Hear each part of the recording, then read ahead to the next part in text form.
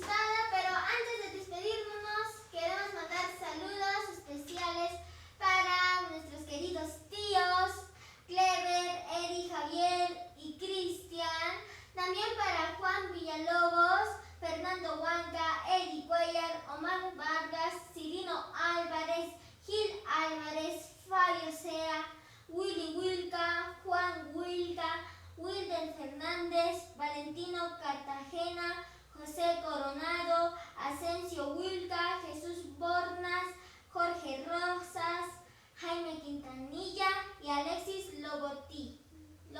Muchas gracias por haber visto este video. Espero que tengan un bonito día, que pasen bien bonito el Día del Padre. No se olviden suscribirse a este canal Lili